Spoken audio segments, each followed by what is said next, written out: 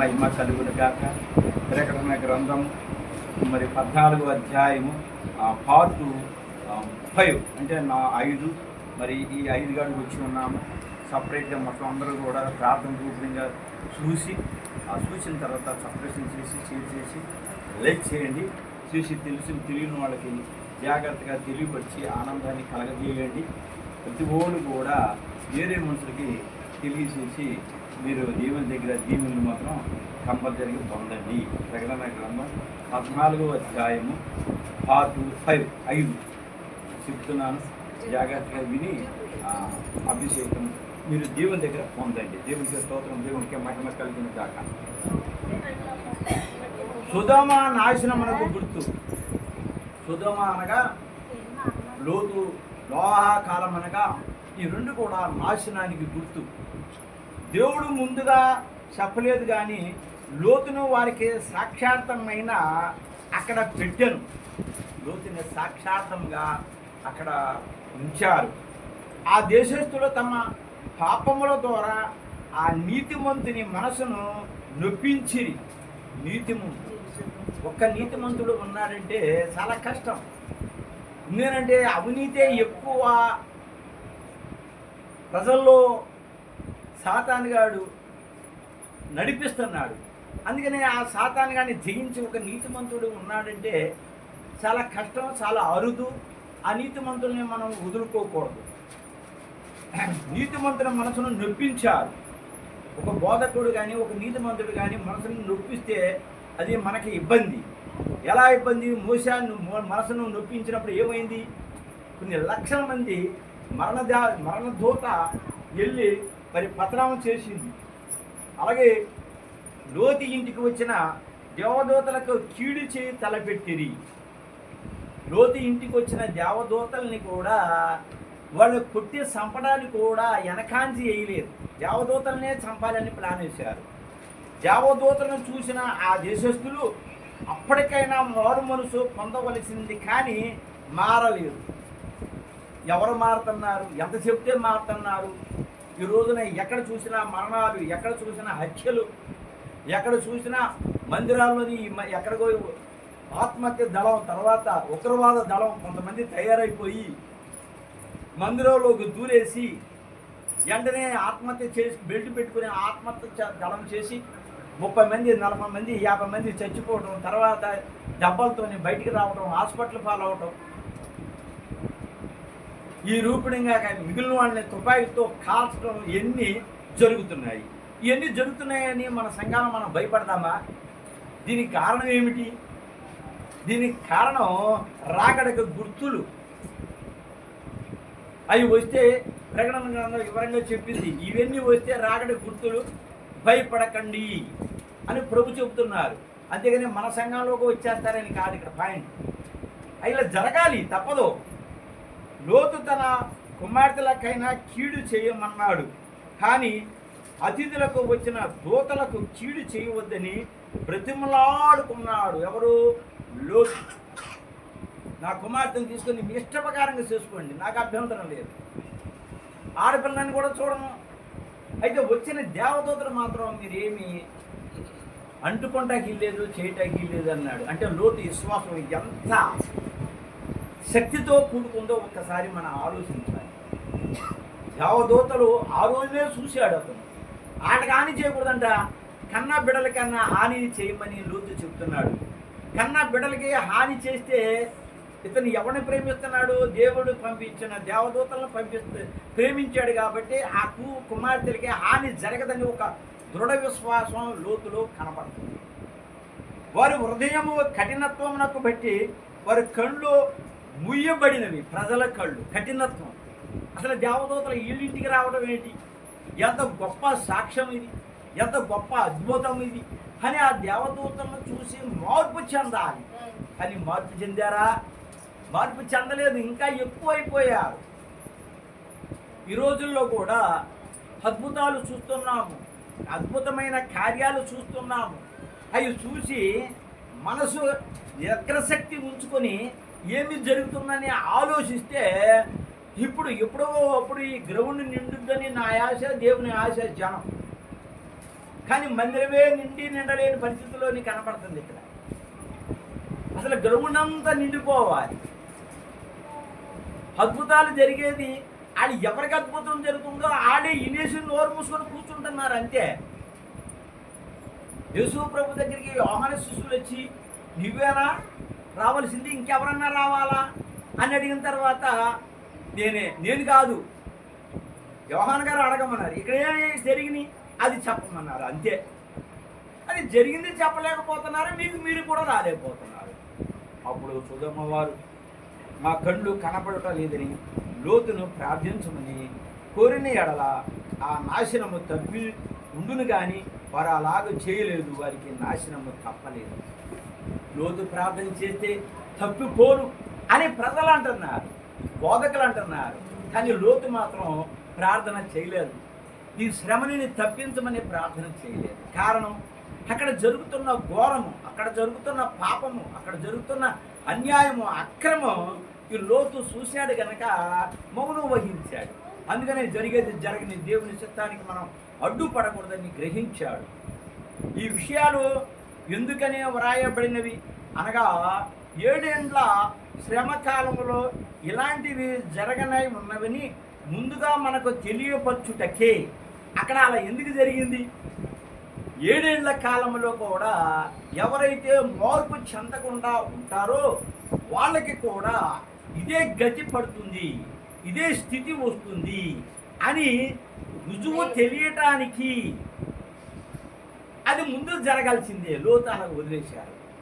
ఒకటి, జలప్రళయము కాల ప్రజలు సొదొమ కాలం వారు, జలప్రళయము కాడ ప్రజలు సొదొమ కాలము వారు అమోనీయుల రాజుల న్యాయాధిపతుల కాలంలో ప్రజల చరిత్ర తెలుసుకొనవలేను.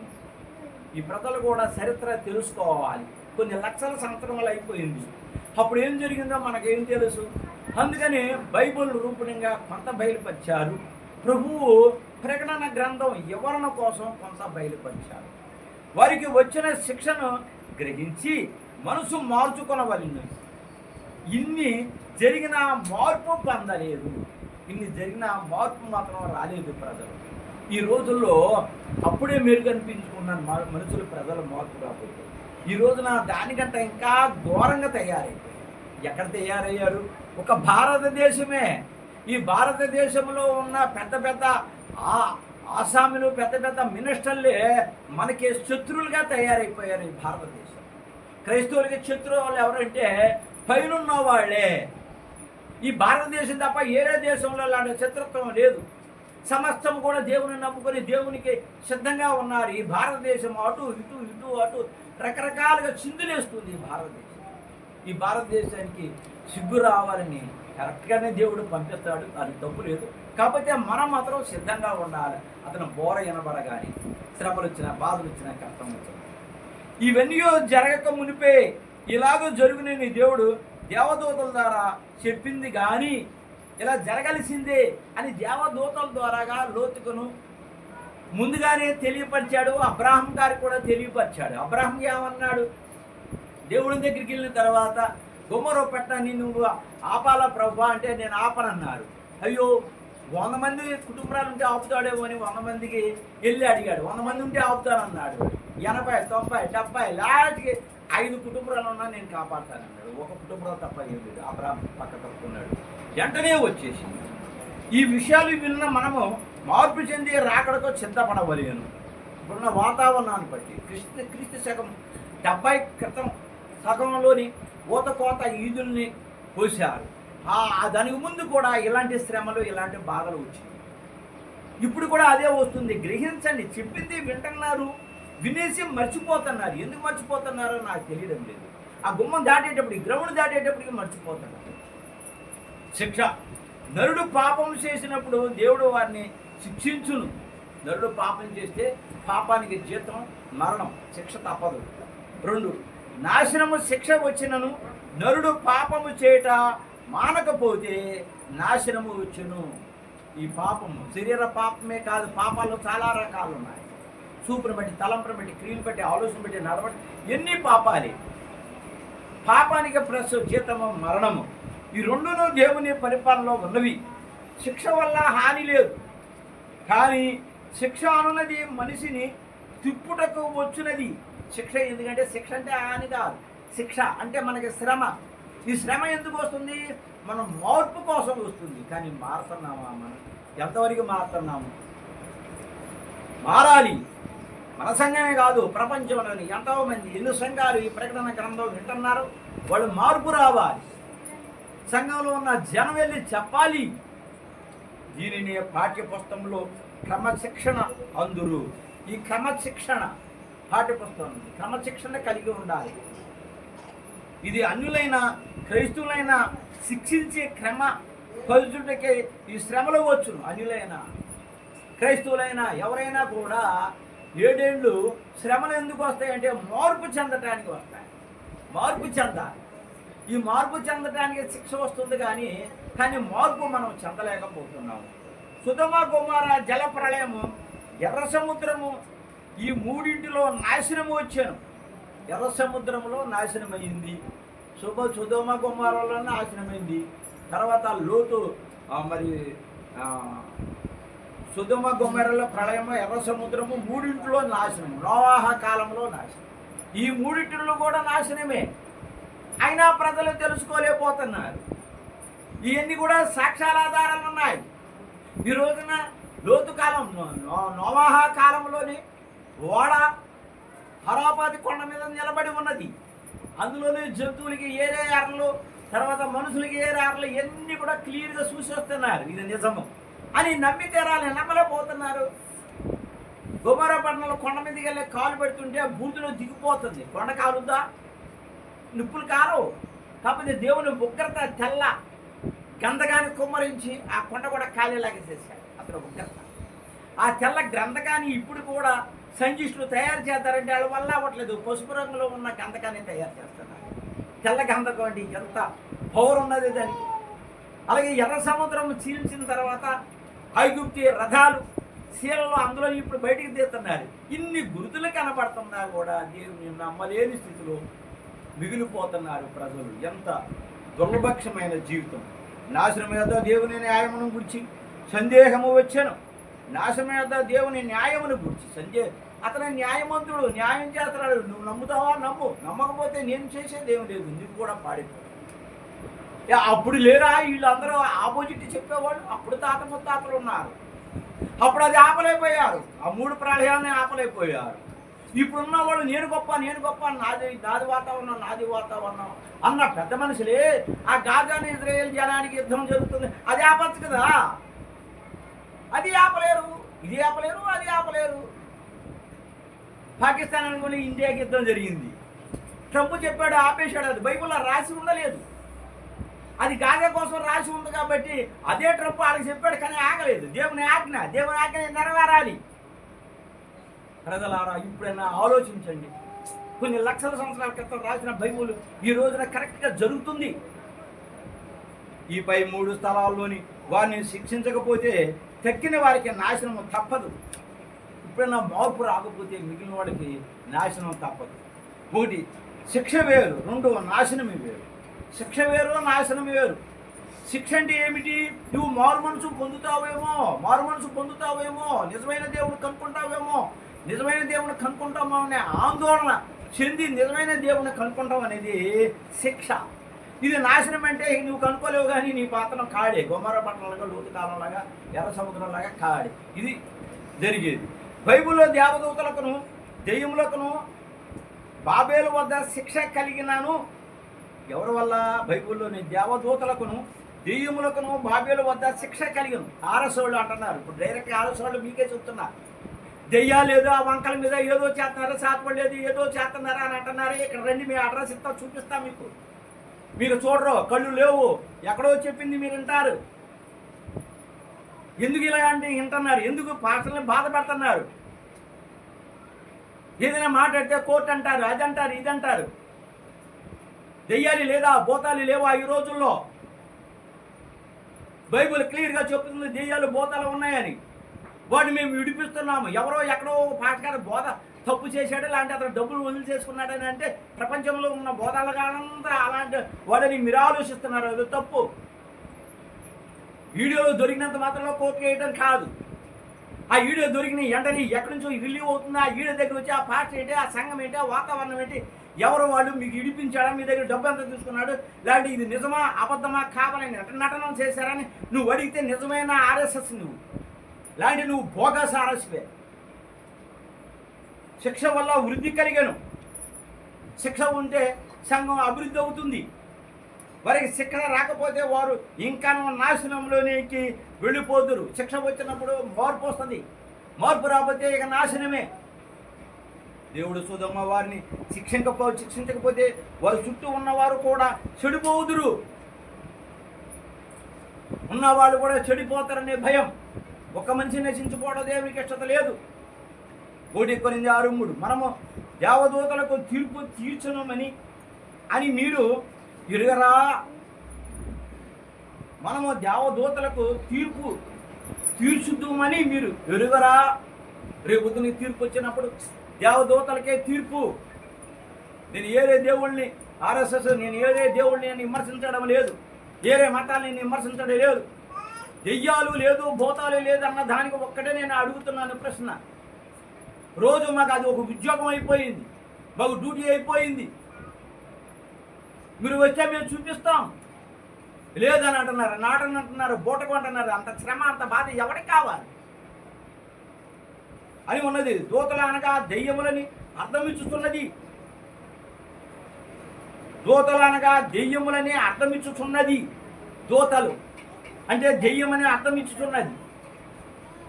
ఎక్కడ ఉన్నారు ఈ దెయ్యాలు? దూతలు అంటే ఎవరు? లోతు కాలం కాదు, సాతాను లూసిఫర్ కాలంలో అతని ఏర్పాటు చేసుకున్న దూతలు అవన్నీ కూడా గోగుమాగోగుగా మారిన ఆ దూతలే గోగుమాగోగు. మనము దెయ్యములకు తీర్పు తీర్చుదామా అని ఉన్నది. వాటికి మనం తీర్పు రేపొద్దునిగా తీర్పు రోజున మనమే తీర్చేది. దేవదూతలుగా ఎలాగో తీర్పు తీర్చుదాము? వారు మనకంటే పరిశుద్ధులు. దేవదూతల్లో పరిశుద్ధులు ఉన్నారు. మరి గోగుమాగోగు సంగతి ఏంటి? వాళ్ళు దేవదూతలే. లూసిఫర్ దేవదూతే, వీళ్ళందరూ దేవదూతలే. అందులో కూడా కీడు చేసేవాడు ఉన్నారు, మేలు చేసేవాడు ఉన్నారు. ఈ యూఫ్రటీస్ నది వద్ద కట్టబడి ఉన్న దెయ్యములకు దూతలకు పేరు ఉన్నది. ఈ దెయ్యాలు భూతాలు కూడా కొన్ని పేర్లు ఉన్నవి. తీర్పు తీర్చుట అనేది చెడ్డ దూతలకే కానీ పరిశుద్ధ దూతలకు కాదు. చెడ్డ దూతలను లూసిఫర్ స్నేహానికి వచ్చిన దూతలు, తోకతో లాగేసిన దూతలు, అవన్నీ తీర్పు వాటికి ఉన్నవి. ఒక విద్యార్థి BA పాస్ అయినప్పుడు ఇంకొక విద్యార్థి స్కూల్ 10వ తరగతి ఫెయిల్ అయినాడు. BA అబ్బాయి పాస్ అవడమే రెండవ అబ్బాయికి తీర్పు తీర్చుట. ఒకడు పాస్ అయ్యాడు, ఒకడు ఫెయిల్ అయ్యాడు. ఫెయిల్ అయిన వాడికి తీర్పు రావాలి కదా, పాస్ అయిన వాడికి మంచి తీర్పు రావాలి కదా. ఇదే దీని ఉద్దేశం. వధువు సంఘము దేవదూతల కంటే ఎక్కువ దేవదూతలు వధువునకు పరిచర్యం చేయుదురు. ఈ దేవదూతలకి తీర్పు తీర్చేది వధువు సంఘము. పెళ్లి కుమార్తెగా సిద్ధపడ్డ సంఘమే దేవదూతలకు తీర్పు తీరుస్తారు. కనుక వధువు దేవదూతలకు తీర్పు తీర్చుటని తెలియచున్నది. వధువైన దేవదూతలకి తీర్పు తీర్చుట, సిద్ధపడుట. ఈ వధువుగా సిద్ధపడాలంటే దేవదూత కాదు, వధువుగా, తర్వాత సంఘ సభ్యురాలుగా, తర్వాత పెళ్లి కుమార్తె వరుసగా సిద్ధపడ్డ వాళ్ళకి ఎన్నెన్ని కావాలా ఇదివరకు ఎపిసోడ్లో ఇదివరకు నేను క్లియర్గా చెప్పి ఉన్నాను. అవి చూస్తే మీకు అర్థం అవుద్ది. అనగా పెళ్లి కుమార్తె తన స్థితిని బట్టి తీర్పు తీర్చును. పెళ్లి కుమార్తె నీ సిద్ధపాటు అయిన తర్వాత ఈ దేవదూతలకి తీర్పు, శిక్ష, తీర్మానము. ఈ పని తండ్రిదే కానీ దేవదూతలది కాదు. అది ఆర్డర్ చేసేది తండ్రి కానీ దేవదూతలు కాదు. జడ్జి గారు కూడా తీర్మానం చేయుదురు. జడ్జి కూడా డైరెక్ట్గా మాట్లాడతారు, తీర్మానం కూడా చేస్తూ ఉంటారు. కొన్ని మనిషికి తన ప్రవక్తన శక్తిని బట్టి అక్కడ ఇక్కడ అధికారం ఇవ్వబడిను. అక్కడంటే పరలోకంలో, ఇక్కడంటే భూలోకంలో. ఇక్కడ కూడా మనిషికి శక్తిని ఇస్తారు. ఆ శక్తి మనకి వరాలు. యేసు ప్రభువు భూమి మీద ఉన్నప్పుడు సర్వాధికారములు ఉన్నదని చెప్పాడు. ఎవరి దగ్గర నుంచి తెచ్చుకున్నాడు? తండ్రి దగ్గర నుంచి తెచ్చుకున్నాడు. సర్వాధికారాలు తెచ్చుకున్నాడు. అందులో ముఖ్యమైన 2 అధికారాలు ఏమిటంటే, మరణించడానికి నాకు అధికారం కావాలా, బ్రతకడానికి కూడా నాకు అధికారం కావాలి తండ్రి అని తెచ్చుకున్నాడు. అతను ఎన్నోసార్లు పడిపోయారు, ఈడ్చిడ్చి కొట్టేశారు, ఈడ్చిడ్చి తన్నేశారు, కంసింకరలు సపరేట్గా తయారు చేసి కొట్టారు, రక్తం చిందించబడింది, సృహ తప్పి పడిపోయాడు. దెబ్బలు తట్టుకోలేక ఇప్పుడు ప్రభువా నా ఆత్మను తీసుకోమని అనలేదు. భూలోకం మీద మోషే రాసిన ధర్మశాస్త్రాన్ని, ప్రతి ధర్మశాస్త్రాన్ని నిర్వకటించే బైబిల్లో ఉన్న ప్రవక్తల మాటలన్నీ కూడా రుజువు చేసినప్పుడు శిలువ మీద వెళ్ళి 7 మాటలు కూడా అయిపోయిన తర్వాత నా ఆత్మను తీసుకోమని తండ్రి చెప్పాడు. తండ్రికి అప్పుడు అడిగాడు, కోరుకున్నాడు. అలాగే సమాధిలో ఉన్నప్పుడు నా ప్రాణాన్ని నాకు ఈ తండ్రి అని కోరుకున్నాడు. 2 జరిగినాయి. ఆయన మనిషిగా ఉండే లోకస్తులను జయించను, ఈ లోకాన్ని జయించాడు. అతనిలాగే మనం కూడా జయించమంటున్నాడు. కానీ అతనుకున్న శ్రమలు మనకు తండ్రి పెట్టలేదు. కొద్దిపాటి శ్రమలు పెట్టినా కూడా మనం తట్టుకోలేకపోతున్నాం. గనుక భూమి మీదనో పరలోకంలోనో సర్వాధికారములు ఇవ్వబడిను. ఎవరికి? యేసు ప్రభుకి యెహోవా తండ్రి ఇచ్చాడు. యేసు ప్రభు మొదట తన రక్తమునకు గుర్తుగా గురువారం నాడు ద్రాక్షారసము ఇచ్చాను. ముందుగానే నేను మరణిస్తున్నాను, నేను పరలోకానికి వెళ్ళిపోతున్నాను అని గురువారం నాడు ముంగుర్తుగా ఇలాగ నేను వచ్చే వరకు, లేకపోతే మీరు నా దగ్గరికి వచ్చే వరకు ఇది కంటిన్యూ చేయండి అని గుర్తు చేశారు. ఇది ప్రభురాత్రి భోజనంలో పుచ్చుకున్న ఎడల జీవము. అది తీసుకుంటే దేవుల్లో మనం ఏకమై నీలమైపోతామని అర్థం. అది తీసుకున్న తర్వాత నీ ఇష్టప్రకారంగా తాగటం, నీ ఇష్టప్రకారంగా యాసాలు చేయటం, నీ ఇష్టప్రకారంగా సన్నిధికి రాపోవటం, నీ ఇష్టప్రకారంగా ప్రార్థనలు రాపోవటం కాదని అర్థం కాదక్కడ. బైబిల్ సిద్ధాంత ప్రకారంగా నడిచిన వాళ్ళకి ఆ శరీరము ఆ రక్తంలో రక్తం అయిపోయి పరిశుద్ధంగా మనం తయారవుతాం. ఇంటికి వెళ్ళినప్పుడు మామూలే. ఆ మామూలు అయిపోతే అది లెక్క కాదు. పాప క్షమాపణ కలుగును. ఇది అనేకుల కొరకు చిందించబడుతున్న రక్షణ కొరకైన కొత్త నిబంధన రక్తము. కొత్త నిబంధన రక్తము ద్రాక్షారసాన్ని రక్తం కింద మార్చాడు. అతని శరీర మాంసాన్ని రొట్టిని మాంసం కింద మార్చాడు. అది మనం తీసుకుంటున్నాం.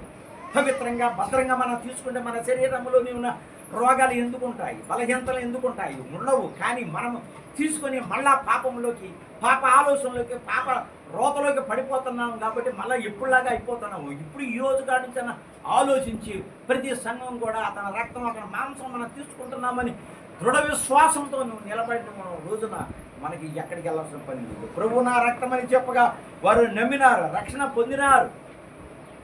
7 ఏళ్ల శ్రమలోని వారు ఆ రక్షణ ద్రాక్షారసము ఒప్పుకొనలేదు. 7 ఏళ్ల శ్రమలు కనుక ఆ తొట్టులోని ద్రాక్షారసము వల్లనే వారు నాశనమైంది. వారు అంగీకరించలేదు కనుక ఆ శిక్షకు ఉగ్రతకు పాత్రలైంది.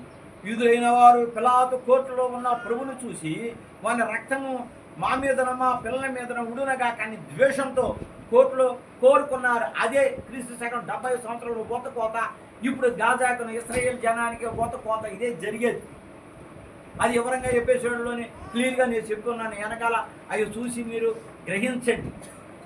అది దేవుని ఆజ్ఞ, అది ఆగదు. ఆ యుద్ధం అది శాపము. యూదులైన వారు 60 లక్షల మంది చంపబడినప్పుడు, ఇప్పుడు క్రీస్తు శకం 70 సంవత్సరం 60 లక్షల మంది చచ్చిపోయారట. మిగిలిన వాళ్ళు అక్కడికి ఇక్కడికి వెళ్ళిపోయారు. వాళ్ళు మళ్ళీ చేరారు. వాళ్ళే ఈ యూదులు. మళ్ళీ వాళ్ళకే శ్రమ కోరుకున్నారు. మా మీద మా పిల్లల మీద ఈ శ్రమ పడును కాక. క్లౌదియా భార్య, పిలాతు భార్య, అవి ఆ రాత్రి దేవుడు కనిపించిన కుమారుని ఏదైనా చేస్తే నీ కుటుంబాన్ని నాశనం చేస్తానని దేవుడు చెప్పిన తర్వాత ఆ తాగీత రాసి ఆ సభలో పంపించిన తర్వాత ఇది దేవుని కుమారుడి తనతో ఏ నేరము కనిపించడం లేదు అని అన్నాడు. లేదు అతనిలో నేరం ఉందో సిలువేయమన్నారు. ఆ రూపుడిగా అతనికి సిలువేశారు కనుక వాడు మా మీద మా పిల్లల మీద ఉండునగా కానీ కోరుకున్నారు. ఇది చాలాసార్లు చెప్పాను. వారిపై కోరిక నెరవేరును. వారు హతమార్చబడినప్పుడు ఎంత రక్తం ప్రవహించునో ఆ తొట్టులోని జరిగినది లోనిది కూడా ఇటువంటి నాశనమే. ఎక్కువ రక్తము ప్రవహించక ఎక్కువ నాశనమునకు పాల్పడ్డారు. ఎక్కువ రక్తము ఎన్ని తెలిసినా కూడా అక్కడ ఉన్న వాళ్ళందరూ తాగుమూతలు డబ్బులు తీసుకున్న వాళ్ళు ఉండి సిలువేయాలన్న ఒక్క మాటే మాట్లాడమని కయ్యప్పను అక్కడ ఉన్న పెద్దలు అందరూ కలిసి డబ్బులు ఇచ్చేసి తాగుడు కోపించి చేసిన పనులు ఈ రోజున ప్రాణాంతకరమైన వాతావరణం ఏర్పడిపోయింది. దేవుని బిడలారా, తాగిన తర్వాత ఏం చేస్తామో మనకు తెలియదు. ఆ మత్తులోని ఏమైపోయినా పర్లేదు, నువ్వేమైపోయినా పర్లేదు, నీ భార్య, నీ పిల్లలు, నీ వాతావరణం. తర్వాత ఆడవాళ్ళు కూడా తాగుతున్నారు. చాలా బాధకరమైన విషయం. ఈ రక్తం 100 క్రోతుల దూరం ప్రవహించను. ఇదే గుర్రముల కళ్ళెము వరకు మునుగుట, తోటి దైవోగ్రతకు గుర్తు ద్రాక్షారసం. దైవోగ్రతకు గుర్తు అంటే దేవుని రక్తానికి గుర్తు, నాశన రక్తములకు గుర్తు. ఎక్కువ రక్తం ఎక్కువ నాశనము సూచించును. గుర్రము అనగా యుద్ధమునకు గుర్తు. మోషే సినాయి కొండ మీద ఉన్నప్పుడు గుర్రాల మీద ఉన్నారు జనం. కాపలా కాదు, దేవునికి బందోబస్తు కాదు. దేవుని శక్తి ఏంటో అక్కడ కనబడటానికే కానీ దేవుని ఎవడు ఏమీ చేయలేడు. వాళ్ళు ఉన్న గుర్రాలు, వాళ్ళు ఉన్న బందోబస్తు ఇంత అంత కాదు. ప్రపంచ రూపంలో ముందుగానే ప్రవహించను. అది ఉగ్రతను తప్పించుకున్నటకు వ్రాయబడిన ప్రవచనం ముందుగానే రాశారు. ఇప్పుడు కూడా ప్రకటన గ్రంథంలో నేను బోధించేది ప్రవచనం నెరవేర్పు తప్పన జరుగుతుంది. ఈ ప్రవచనకి అదా నడిస్తే, ప్రకటన గ్రంథం చెప్పిన విధానంగా నడిస్తే మనకందరూ కూడా శుభము కలుగుతుంది. సకినా మేఘము సిద్ధంగా ఉన్నది. మనకి సకినా మేఘం మీద వెళ్తాము. ఆ రోజు ఆహారోకి వెళ్ళినప్పుడు అడుగు జాడల్లో వెళ్తారని అనుకుంటున్నారేమో, కాదు. తర్వాత ఏలియా గారు అగ్ని రథాల మీద వెళ్ళారు, అనగెళ్తారా అనుకుంటున్నారేమో, కూడా కాదు. సకీనా మేఘము మనకి మాత్రం 7 ఏళ్ల శ్రమ కాలంలో అంతా ఒక కాలమే అనుకొనవలేను. 20వ వచనం, పట్టణమునకు వెలుపల త్రొక్కబడెను అని ఉన్నది. అనగా అనగా అనగా కాలమునకు వెలుపల అనే అర్థం. లోకములో పట్టణములు పల్లెలు ఉన్నవి అంతా కలిపితే పట్టణం. చుట్టుపక్కల ఉన్న చిన్న చిన్న ఊళ్ళు ఇవన్నీ కలిస్తే ఒక పట్టణం అవుతుంది. పట్టణమునకు వెలుపల అనగా యెరూషలేమునకు వెలుపల యేసు ప్రభు తన స్వరక్తము చేత ప్రజలకు పరిశుద్ధ పరచుటకే గవిని వెలుపడ శ్రమపడెను. అతను పరిశుద్ధమైన రక్తానికి ఆ యెరూషలేము వెలుపల శ్రమపడి తన రక్తాన్ని చిందించి ఆ రక్తాపర కాడ ప్రజలు శుద్ధి అవ్వాలని అతను పడ్డ శ్రమ, అతను పడ్డ వాతావరణం ఎవరు అర్థం చేసుకుంటారు? ఏమని అర్థం చేసుకుంటున్నారు? 3 మేకులు పీకోలేకపోయినోడు దేవుడా? 3 మేకులు కాదు, 3 కోట్ల మేకులైనా అతను ఏమి చేయు. తన రక్తం పరిశుద్ధమైన రక్తం మళ్ళీ పాపం నుండి విడుదల చేయాలి కనుక మౌనంగా ఉన్నారు. అలా మౌనం ఉన్నవాడు ఎవరున్నారు ఈ రోజున చెప్పండి? వెలుపట శ్రమపడెను. ఆ కాలం ముందును దుర్జనులు పట్టణము వెలుపట రక్తము చిందించి నాశనమైరి. దుర్జనులు యేసు ప్రభులాగా పట్టుకొని కొట్టిన వాళ్ళు ఎంతోమంది ఉన్నారు. ఆ రోజున చిలువ మీద ఎంతోమంది ఉన్నారు. వాళ్ళు ఏమైపోయారు? నాశనం అయిపోయారు. యేసు ప్రభు మాత్రం మరణించి వెంటనే లెగిశాడు 3వ రోజున. ఇది రోమన వాళ్ళను యూదులను నమ్మడం లేదు. రోమన సైనికులు చెప్పిన మాట డబ్బు తీసుకొని ధనం తీసుకొని ఆ మాటని ఇప్పుడు వరకు కూడా అలాగే ఉన్నారు. అందుకనే వాడు నాశనం. వాళ్ళు అంటున్నారు, మా తల్లిదండ్రులు మేము చేసామా ఈ పాపం? ఎవరు చేశారు? ఈ శ్రమ ఏంటి మాకు అంటున్నారు. అది మాత్రం గుర్తు తెచ్చుకోవడం లేదు. బైబిల్ చెప్తుంది క్లియర్గా, యెరూషలేమునకు ఉత్తరముగా వెలుపల ఉన్న హర్మగెద్దోను స్థలమునకు ఈ నాశనము జరుగును. హర్మగెద్దోను అన్నవాడ తప్పనిసరిగా యుద్ధం జరుగుతుంది. అక్కడ నాశనానికి సిద్ధం. ఈ స్థలము మనుషుల సంచారము లేనిది. ఇప్పుడు కూడా ఈ స్థలము ఖాళీగా ఉన్నది. ఆ ఖాళీ స్థలం యుద్ధానికి హర్మగెద్దోను కాడ యుద్ధం జరుగుద్ది. ఎవరికి? యేసు ప్రభువును సాతానికి. ఆ ఖాళీ స్థలం ఇప్పుడు కూడా అలాగే ఉన్నది. అక్కడ ఉన్న చెరువు కూడా అక్కడే ఉన్నది. ఆ చెరువు కూడా ఒక దేవదూత వచ్చి నీళ్లు పోస్తే అవన్నీ కూడా ఆరిపోయిన తర్వాత అదే పెద్ద చెరువు ప్రపంచం మొత్తానికి అన్నిటి కూడా ఖాళీ స్థలం అలాగే ఉన్నాయి. అక్కడ ఎవరు ఏమి చేయటానికి అర్హత లేదు. దేవుడు ఎవరిని ఈ స్థలంలోనికి రానిచ్చడం లేదు. కాపలా ఉన్నారు. ఎవరు కాపలా ఉన్నారు? ఆ రోజున ఆదాము అవ్వమ్మని బయటికి గెంటేసిన తర్వాత అగ్ని రథాలు దేవదూతలను పెట్టి కాపలా కాశారు. అలాగే అక్కడ కాపలా ఉంది ఆ స్థలానికి. ఈ యుద్ధము హర్మగెద్దోను యుద్ధకు 4 దిక్కులు నుండి సీమలో బార్లు వలె సైన్యము ప్రోగు చేయటకి 3 కప్పలు బయలు వెళ్ళును.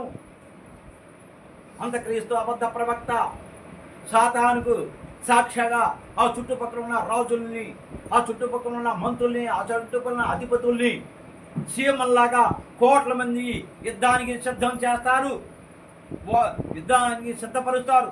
వారు దేవునితో యుద్ధమునకు సిద్ధపడుదురు.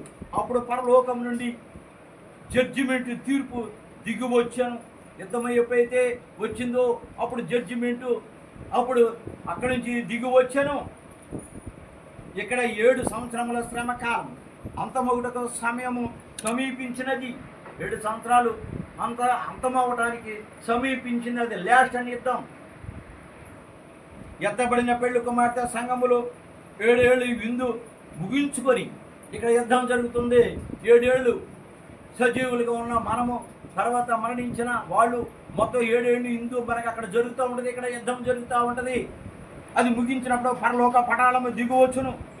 అప్పుడు పరలోకంలోని మనం 7 ఏళ్ళు అక్కడికి వెళ్ళినప్పుడు సిద్ధమై పెళ్లి కుమార్తె వధువు సంఘంగా 100% సిద్ధమైనప్పుడు మనకు కూడా అద్భుతమైన ఒక శక్తి వచ్చి, ఆ శక్తితోనే ఆ 7 ఏళ్ళ ఆ హిందూ అయిపోయిన తర్వాత ఏంటి హిందూ ఏమిటి? 7 ఏళ్ళ హిందూ అక్కడ రోజు భోజనాలు కాదు, పలావులు కాదు, వాక్యం అనే విందు.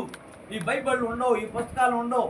ప్రభువే డైరెక్ట్గా మాట్లాడుతాం. అది ఆత్మకు సంబంధించిన హిందూ. ఆ హిందూ తిన్న తర్వాత మనం సిద్ధపాటు కలిగిన తర్వాత మనం ఈ భూమి మీద ఎప్పుడైతే పాదాలు ఉనుగుతామో ఇదంతా కూడా మారిపోయి పరలోకం కింద సిద్ధమవుతుంది. 7 ఏళ్ళ పరపాలనకి పరలోకం కింద సిద్ధపడేది ఇది. సైతాను వాని సైన్యమును భూలోకం ముందు మిగిలిపోవును. భక్తులు యుద్ధము చేయుటకు సిద్ధపడుదురు. భక్తులు కూడా వీళ్ళు ముగ్గురు కూడా, ఇద్దరినేమో అగ్నిగుండంలో, ఇతనేమో పాతాళ లోకంలో. యుద్ధము ఎందుకు? విశ్వాసులు దేవుని ప్రజలకు మిగిలిపోయిన ఎడల అట్టి భక్తులను చంపకుండగా ఒకవేళ ప్రభువు వచ్చి అడ్డుపడునేమో చూడవలని అంతక్రీస్తు సైన్యము విశ్వాసం మీద యుద్ధము చేయవచ్చును. ఒకవేళ మనల్ని వదిలేస్తాడేమో అని అంతక్రీస్తు సైన్యములోకి విశ్వాసుల మీద, నమ్మకమైన వాడి మీద శ్రమ రావడానికి వాళ్ళ మీద కూడా యుద్ధం చేస్తారు. విశ్వాసులైన వారు తక్కువ మంది అయినను తమకు సహాయము పైనుండి వచ్చునని యుద్ధము చేయి సిద్ధపడుదురు. సహాయం వస్తుందేమని అటం తిరిగేస్తారు. ఈ విశ్వాసము 7 ఏళ్ళ శ్రమకాలము దేవుని కార్యక్రమము ఏమిటో అని తెలుసుకున్నట్టుకు ప్రకటన గ్రంథమును చదువుదురు. ఈ ప్రకటన గ్రంథం 22 అధ్యాయులు చదివిన మాత్రం అర్థం అవ్వదు. ఇప్పుడు నేను చెప్పే బోధ కూడా చాలామందికి అర్థం అవ్వడం లేదని దేవుడే చెబుతున్నాడు. అది ప్రార్థన రూపంగా, ఉపవాసాల రూపంగా అది చూడాలి. చూసిన తర్వాత ఆ ప్రకటన గ్రంథం అర్థమవుతుంది. దేవుని బిడలారా, ఎవరిని కూడా విమర్శించి నేను మాట్లాడట్లేదు. జాగ్రత్తగా ప్రకటన గ్రంథం చూడండి. 65 పుస్తకాలు ప్రపంచం అంతా కూడా బోధ అందింది, కానీ ప్రకటన గ్రంథం ఎక్కడ అందడం లేదు. ఈ ప్రకటన గ్రంథం దేవుడు చెప్పగా నేను కష్టపడి రాసింది. 2 సంవత్సరాలు రాశాను దీన్ని. 2 సంవత్సరాలు రాసి 30-40 సంవత్సరాలు అది మూలం పెట్టిన తర్వాత ప్రభు ఇది సమయం, లాస్ట్ టైము, ఇది విడుదల చేయి కుమారుడా అనగానే విడుదల చేస్తున్నాను. ఇది అంతవరకే అందరికీ నలుమూలను కూడా మాకు సమాధానం రావడం లేదు. ప్రభుని అడిగితే నీవు చెప్పింది నువ్వు చెయ్యి, నేను మాత్రం ప్రపంచానికి అన్ని భాషల్లోని అన్ని మాటల్లోని నేను అందిస్తాను. ప్రభు ఇచ్చిన మాట తప్పదు. గాజాక ఇలా నాశనం అయిపోతుందని చెప్పిన మాట, యెరూషలేము ఇలా నాశనం అయిపోతుందని చెప్పిన మాట కొన్ని లక్షల క్రితం రాశారు. ఇప్పుడు జరుగుతున్నాయి. ఇవన్నీ కూడా జరుగుతాయి. 7 దినముల యందు ప్రకటన గ్రంథం చదివి నందువల్ల మనకు ఏ రీతిగా ముద్ర బోర పాత్రల శ్రమలు తెలియనో ఈ ప్రకటన గ్రంథంలో అన్ని వివరాలు ఉన్నాయి. అలాగే వారికి కూడా తెలియబడును. జాగ్రత్తగా ప్రార్థన చేసి సన్నిధి చేసి ప్రకటన గ్రంథాన్ని ఓపెన్ చేయండి. యూట్యూబ్లో మేము వదులుతున్నాం. అప్పుడు మీకు అర్థమవుతే అద్భుతంగా ఉంటుంది. అందును బట్టి సైతాను సైన్యంపై యుద్ధం చేయ భూనెదరు. సైతాను సైన్యంపై, మన సైన్యంపై యుద్ధం చేయడానికి పూనుకుంటారు. జకర్య 8వ అధ్యాయంలో ఘోర యుద్ధము జరగనై ఉన్నది. జకర్య గ్రంథము 8వ అధ్యాయంలో ఘోరమైన యుద్ధం, లాస్ట్ యుద్ధం అదే కంప్లీట్. విశ్వాసులను రక్షించుటకు రక్షకుడు పరలోకం నుండి దిగువచ్చును. పరలోకం నుండి మన సైన్యాన్ని, మనమందరినీ కూడా తీసుకొని అక్కడికి యుద్ధానికి సిద్ధపడతారు. వచ్చేటప్పుడు కూడా దేవదూతల పక్షులకి చెప్పి, గద్దలకి చెప్పి, గద్దలారా మంచి విందు ఉంది రండి, అని చెప్పుకుంటా పరలోకం నుంచి చెప్తూ ఉండేటప్పటికి అవి వచ్చినప్పుడు ఆ విందు ఆరగిస్తారు. ఎందుకంటే వాళ్ళందరూ శవాలై పడిపోతారు కాబట్టి ఆ గద్దలకి మంచి ఆహారం అది. అప్పుడు యెరూషలేము యుద్ధనున్న కొండలు పగులును, విశ్వాసులైన వారు ఆ కొండలలోనికి చేర్చబడి భద్రపరచబడుదురు. కొండల్లోకి వెళ్ళిపోతారు, యెరూషలేములో దాక్కుంటారు, వాళ్ళు దాల్చిపెడతారు కొంతమంది. అప్పుడు ఆ ఎవరు ఈ భూమి మీద 7 ఏళ్ళు శ్రమ పడే వాళ్ళని, దేవుని నమ్ముకున్న బిడ్డల్ని ఆ కొండలో దాతారు, ఏలియా గారిని దాచినట్టు. అవిశ్వాసుల సైన్యము అంతయో మహా ఉగ్రత తొట్టిలోని వేయబడిన త్రొక్కబడుదురు, అక్కడ త్రొక్కబడతారు. సైతాను మట్టు లేని గొయ్యిలోని 7 ఏళ్ళు బంధింపబడును. 1000 ఏళ్ళు సాతాను మాత్రం 1000 ఏళ్ళు బంధింపబడతారా? సాతాను 1000 ఏళ్ళు మట్టు లేని గొయ్యిలో బంధించినప్పుడు యేసు ప్రభు డైరెక్ట్గా వెళ్ళి తాళం వేస్తాడు. ఎందుకంటే ఏ దేవదూతకి ఇచ్చినా అది కూడా దేవదూతే కదా, రేపు ఏమి జరుగుతుందని ఎవరిని నమ్మరు. అప్పుడు హర్మెగెదోము యుద్ధము ఆగిపోవు. అంతక్రీస్తు అబద్ధ ప్రవక్త దెయ్యముల నరకములో వేయబడును. అంతక్రీస్తు అబద్ధ ప్రవక్త దెయ్యములు వీళ్ళందరూ కూడా నరకంలో వేయబడతారు. ఇది బైబిల్ సిద్ధాంతంగా, ప్రకటన గ్రంథం సిద్ధాంతంగా, యేసు ప్రభుని సిద్ధాంతం ప్రకారంగా మేము చెబుతున్నా కానీ ఏ మతాన్ని కానీ, ఏ కులాన్ని కానీ, ఏ దేవతలు కానీ ఎవరిని కూడా మేము విమర్శించడం లేదు. గ్రహించాలి ఆర్ఎస్ఎస్ వాళ్ళు. హర్మగెదోము యొద్దకు వచ్చిన పటాలమున నాశనముకు అగును కానీ మిగిలిన వారు 7 ఏళ్ల పాలనలోనికి ప్రవేశించెదరు. హర్మగెదోములో యుద్ధం జరిగిన తర్వాత 7 ఏళ్ల పాలనలోని ప్రవేశిస్తారు. ఆ 7 ఏళ్ళలోను ముసలివారు యవనుల వలె ఉందురు, వారు 100 ఏళ్ళు బ్రతుకుదురు, మరణము అరుదు. అప్పట్లోని ముసలి వాళ్ళు కూడా పరుసు వాళ్ళ కింద తయారైపోతారు. అసలు మరణాలే ఉండవు, మరణం అంటే అరుదు. నీతి రాజ్య పరిపాలనలో సుఖముగా ఉందురు. దేవునికి స్తోత్రం, దేవునికి మహిమ కలుగును గాక. ఇది అందరూ కూడా గ్రహించి చక్కగా షేర్ చేసి, లైక్ చేసి అందరూ కూడా తెలియపరిచి దీవెనలు మీరు పొందండి. ప్రభా చేర్చిన వాళ్ళందరినీ కూడా దీవెనలు మీరు యేసు నామములో నామమున తండ్రి. ఆమేన్.